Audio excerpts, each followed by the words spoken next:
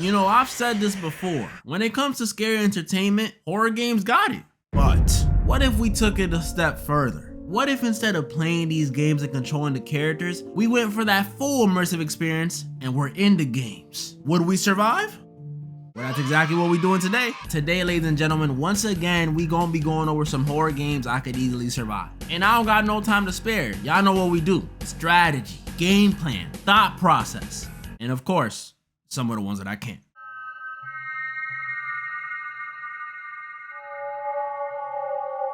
A lot of y'all may know that I've gone over this series before, but in case you don't know it, Fears to Fathom is like any other horror game series, except these games are based on true stories. And not like The Conjuring based on a true story where they exaggerate everything, like a pencil will fall and they'll be like, "It was a demon!" Nah, I'm talking real stories with real events submitted by real people. And that makes these games automatically way scarier than other games. Last time I went over one of these, I did Carson House, which is about, spoiler alert, about your pet ex breaking into your crib and trying to kill you. I know, relatable. So this time I decided I'll go over the latest installment of the series, Fears to Fathom, episode 5, Woodbury Getaway. In this one, we play as this girl who's planning a cabin trip with her buddies, and since it takes place in 2007 and Airbnb didn't exist yet, they rent this cheap spot through a website like back in the good old days. But on the way up there, stuff gets a little weird. First off, one of the two friends that was coming on the trip with you starts running late, so you're stuck alone with your other friend, which you may be like, "Oh, how was that bad?" The other friend is a dude, which wouldn't be a problem if he wasn't a dude who clearly likes you. Yeah, and he's not so discreet about it either. He's one of those "where my hug at" dudes. Type of dude to smell the top of your head when he hugs you and stuff. So you know, that's already bad. Then the area the cabin is in, the locals are just weird. And I'm not even saying that because they're all chopped. Like, you know, they're nice,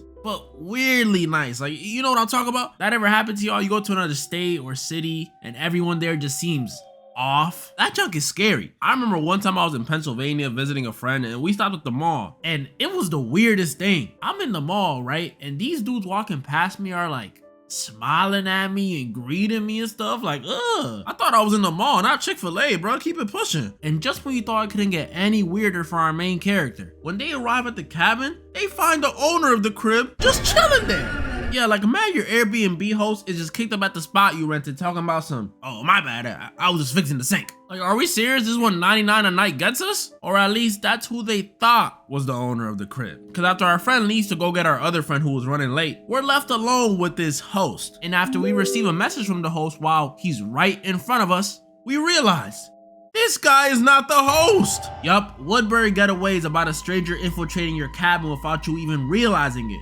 Which is kind of like the last one we did, but he was already in there, so it's different. But yeah, that's what we're dealing with this time. And I'm gonna be honest, this is just too easy. You telling me my opposition in this one is an old man who, let's be honest, is homeless. He's illegally staying in someone else's crib. He's homeless. And what? Has a hammer for a weapon? Oh, please. At least the one from the last game was a meth head, so she had like, you know, some extra durability. But this dude is a regular. Matter of fact, I'ma save myself the time and the energy and do what the girl should have done when she found out this guy was a phony. If I was in this, the second I get a text message from the actual host while this phony host is right in front of me, I'ma simply be like, "Excuse me, let me go to the bathroom real quick." And I'm texting my weirdo friend to come back immediately. He gonna come rushing back because, you know, he like me or whatever. And at the same time, I'll tell the actual host to call the cops just like in the game. And after that, it'll be happily ever after. I'll be Gucci Kabuchi. Energy saved, time saved, and I didn't even break a nail. I know I had to bring it back. Once again, we got Resident Evil, but this time, Resident Evil 8. If you don't know this one takes place a few years after Resident Evil 7, where after saving our girl, we finally settled down and had a baby. Oh my goodness, can I get an applause? Can I get an applause? But although things started off good, we know something gotta go down. And this one might have one of the craziest intros to a game I've ever seen. Because within the first 2 seconds of this one, my wife, the mother of my child, the woman I hold so dear and cherish so much, gets gunned down immediately. And me and my baby both get kidnapped. Yup, and just like the last game, I'm tasked with rescuing my baby. But instead of it being from a Louisiana home, it is a whole castle. Yeah, just keep the baby, bro. At this point, I'ma just do a full reset. Do you know what I went through in Resident Evil 7 to get my girl back? Just to see her get mowed down right in front of me? Yeah, just keep it, bro. I already dealt with them hillbillies. You think I'm gonna go and rescue someone from a castle now? What you think I look like, Mario? I don't even know that baby that well for me to go face off against a freaking fish monster, a doll maker, yeah, I know how I feel about dolls, a lady who's practically a vampire, which I don't mind this one that much. And no joke, a dude who can manipulate metal. Yeah, they got me facing off against freaking Magneto. And that ain't even including the little minions running around and the final boss. Keep the baby, bro. I'm surviving this one. I'll move to Jamaica and just start over. Now this game is probably the most different one out of all of them. Yeah, it's a survival game like the rest where you're being chased by a killer. But the thing about this game is these dudes got everybody and they mama on the roster. Yeah, I'm talking Chucky, Michael Myers, Ghostface, Leatherface, Pinhead, Pyramid Head, Jigsaw, the Ring Girl, Freddy Krueger, a Xenomorph, and a Demogorgon. Like, are we serious? A Demogorgon? Y'all already had a Xenomorph. And to make things worse, this is already on top of their very own roster of killers. This is ridiculous. Like, how am I supposed to hang? I know my strategies be elite, but if these dudes jump me, I won't even have time to think. But luckily for me, the game isn't played like that. In the game, yeah, there's hella killers, but you face them one at a time. So with this knowledge, now do I stand a chance?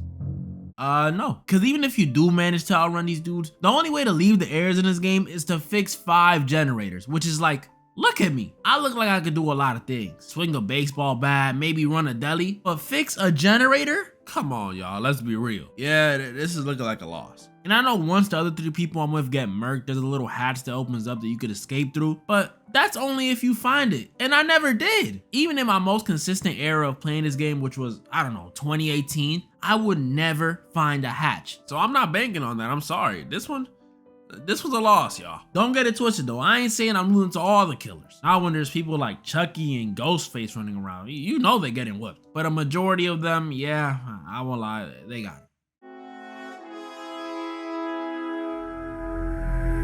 I'm not gonna lie, this may sound crazy, but this might be my favorite horror game ever. So be prepared for the yap. Until Dawn is a decision-based horror game where we follow this group of teens or young adults who are staying at a ski lodge. Pretty dope trip, I gotta do it one day. But after playing a bit of a bad prank on one of their friends, it kinda sorta maybe leads to her and her sister's death.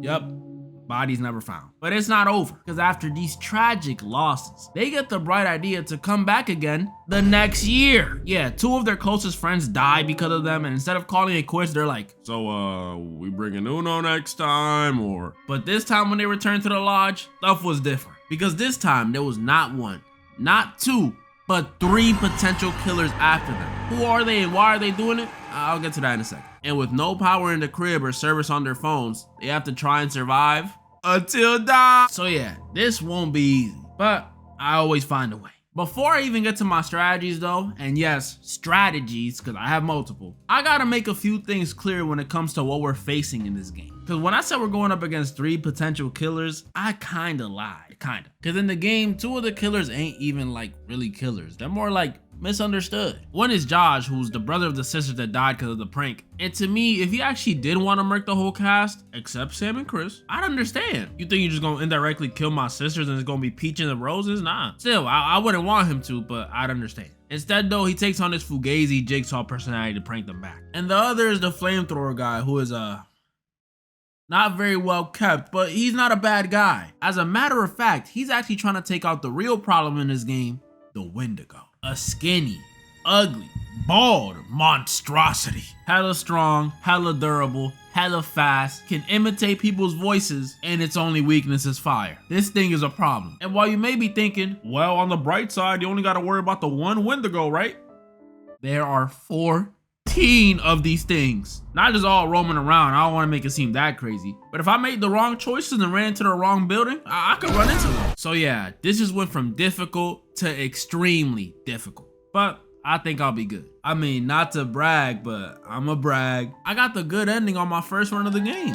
Yeah. I did abandon Emily in those mines though. Point is though, I got this. Alright, so we already know that in the game, I'm gonna have to deal with at least one of these lanky dudes. But TBH, I'm not even thinking about that. Cause part of my first strategy is realizing all this stuff only started happening after that dang prank. If you ain't know, all this stuff only happened because the main cast of the game pretty much pranked her friend Hannah by convincing her that the guy she wanted, Mike, was down to get down, if you get what I'm saying. But when she got in the room and found out it was a setup, she ran out the lodge, leading to her sister running after her and both of them, dying. And this junk pisses me off to this day, cause bro, talk about over dramatic. I understand they pranked you, you were humiliated, you were embarrassed, but running out into the snowy woods with no coat during a blizzard? What you think, you in a movie? Oh, here he goes blaming the victim. Is Hannah really that innocent though? Really? I'm not saying what happened to her was deserved, I'm not saying that. But that guy she liked wasn't like some rando or something. It was one of her best friend's boyfriend. And I can only speak for guys. I don't know if ladies got something like this. Y'all can let me know if y'all do. But guys have a rule for these situations. And it goes something like this. You don't do that. So honestly, a prank is calm compared to what I've seen other people get for doing the same thing. But I will say, where they dragged it was the whole recording thing. I was like, is that a selfie stick? The point is, all this happens because these dudes wanted to prank her and record her. Whether Hannah was being over dramatic or was innocent or whatever, doesn't matter in this situation. Because if I was in the game, this wouldn't happen at all. And that's my first strategy. If I was in the game, I would have caught off the prank. Put the selfie stick down, Matt. All of this could have been prevented if they just had a simple conversation. And the funny part is, the girl who orchestrated this prank wasn't even the girl that was dating Mike. It wasn't Emily, it was Jessica, the girl who ends up taking Mike from Emily later. So what was the point in all this? That's like me snitching on you because you attempted to go rob a bank and then I go rob that bank. Yeah, strategy one, I'm calling off the prank. Even if I didn't know this other stuff, bullying is just not in my nature. Unless I'm on the game, I'm a pretty nice guy. But let's say all this stuff still does happen and I come back to the cabin the next year with the whole crew. How am I gonna deal with Josh playing Fugazi Jigsaw and a Wendigo? Well, that's also pretty simple. Here comes my second strategy. We know that Josh only got a chance to play Psycho Killer so well because he was left alone with only 2 people. But if I'm there, not a single person is leaving that crib on my watch. It's true. I don't care how bad Jesse and Mike want to get one in or how bad Emily wants to get her bag. No one is leaving the lodge until we get them lights on. Once we do, they can go die in the mines or on the mountain if they want to. But until then, ain't no one leaving. And with everyone forced into the crib, Joshua over here won't risk doing any of that stupid jigsaw stuff. Oh, but what about the Wendigo? You don't even gotta worry about that, because this plan kills 2 birds with 1 stone. Because after we get the lights on, the Wendigo won't even come near the crib. Why? Well, because from what we know, they only hunt at night. Meaning, the light during the day probably affects their vision. Meaning, a huge source of light like this house would be a turnoff for the Wendigo. Meaning, we good! Wendigo gonna have to hold another L. She ain't eating me. It's just that easy, y'all. It really is. A lot of y'all asked for this one. Mouthwashing is a horror game where we follow this crew aboard a spaceship who are stranded after some idiot on board caused their ship to crash. And with no one coming to save them and barely any supplies, they try and hold out with nothing but a little bit of hope and hella mouthwash. Boom, we got the whole setup. Now before I continue, let me just say, this game is one of the most disturbing pieces of media I've ever experienced. Like, I don't know why I only thought movies could get this disturbing, but this game got it. And just like Dead by Daylight, this game is different than the rest of them. And not because of some difficulty thing, although it is pretty difficult. The thing with mouthwashing is, throughout the whole game, we're always the bad guy. If we're not playing as Jimmy, who, if you don't know, I might as well be the devil. Like, he's a terrible guy. And an idiot. Actually, the same idiot who crashed a spaceship. We're playing as Curly, who obviously isn't as bad as Jimmy, but bro, this man is the GOAT of doing nothing. I just can't be either of the main characters in this game. I refuse to. So for this scenario, let's just say I'm a part of the crew instead. What am I gonna do to get out this situation? I mean, what can I do? The ship is destroyed. We don't got much besides mouthwash. And if we step outside, it's space. So we're dead. What I will do though, even if I am gonna go out, I'm not gonna let this bum, stupid Jimmy waste any more of our precious oxygen on his ship. Forget all these time skips. Day 0 after the crash, me and Swansea paying Jimmy over here a visit and packing him up. After that, me and the rest of the crew could just slowly go out, cause hey, at least Jimmy's gone. Mouthwashing though, yeah, this is a loss. Parasocial is another Chili as Art horror game just like the first time around, but instead of playing as a barista, this time we play as a female streamer. Yup, all my Discord members, your dream has finally been fulfilled. DerekFDB is finally real, kitty headphones and all. But being a female streamer ain't all sunshine and rainbows. Cause yeah, I already know some of y'all gonna be like, what you mean? You could just boot up a hot tub stream and run up some donos. Nah, it ain't that sweet. I mean, I could do that. But my point is, there's things that come with it. Whether you're playing into the meta or just being regular, as a female streamer, you gotta be careful. Cause them same dudes donating, spamming W's, you know, tier 3 sub for 4 years, could be the same ones thinking you their girlfriend and following you home. And that's exactly what this one's about. Parasocial relationships. Meaning, we got another stalker on our hands, ladies and gentlemen. So that should be easy, right? Just pop my domain like I did last time and I win. Nah, cause in this game, it's a bit more elaborate than that. You see, the stalker in this game has multiple chances to get me. But for some reason, he don't. He sees me at the store, he sees me in the elevator, the dude even gets into my apartment and he don't do nothing. What is wrong with you? What, you just stalking me for the love of the game, for sport? Try and kill me already. This dude even pulls up on me in the coffee shop and starts watching my VODs right next to me. Now, I'm not gonna lie, if one of y'all pulled this on me, just expect to get popped or the authorities called on you immediately. I'm not playing. But the point is, this dude is just not doing anything. Instead, what he'll do is he'll pull up to my stream and say all this weird stuff in my chat, like, what is going on? Y'all know I don't stalk people often, so I don't know too much. But this isn't regular stalker activity. He would have struck by now. So what is going on? Well, it turns out, while you do have a stalker, it's not actually a tier 15 sub from your streams. It turns out, it's your ex. And not just him, but someone he hired to stalk you. His uncle who's pretending to be a cop so you don't go to them. And his mama who's pretending to be the building manager to monitor you. How the frick did he get his mama in this? And he's doing all so he can look like a hero when he comes to save you from your stalker and get back with you. I know, insane. And while I am pretty smart, you know, I know big words, homeostasis, I don't think I would figure this out. So then how would I deal with this? Well, after some thinking, it hit me. Bro, I'm a streamer, a female streamer. Sorry, I just like doing that effect. It has nothing to do with it. But I'm a streamer, a pretty successful one at that. 2K live viewers, that's pool. And that pool is gonna be what wins me this one. Imagine this, the stalker, after successfully following me around for the day, tuned into my stream to torment me and send me some more cryptic messages or whatever. As soon as I see his messages pop up on the feed, all he gonna hear is, yo chat, find out where this guy lives. His heart gonna immediately drop to his ankles. And considering my viewers are Japanese, I have no doubt they'll find every drop of info about this man. And that ain't even racist. Japan got one of the highest average IQs, so back off. In fact, they'll find so much info that my ex will have no choice but to call off his little ruse. And then he'll leave me alone. No violence, no bloodshed, just a little intimidation of one of his employees, and he'll realize the power this VTuber holds. Only downside is I'll probably get banned if I'm streaming on somewhere like Twitch and lose my livelihood for a little. And before you say, oh, but you could just tell me you're being stalked and felt unsafe. You think Twitch cares about their streamers' safety? Nope, but Parasocial, I'm surviving.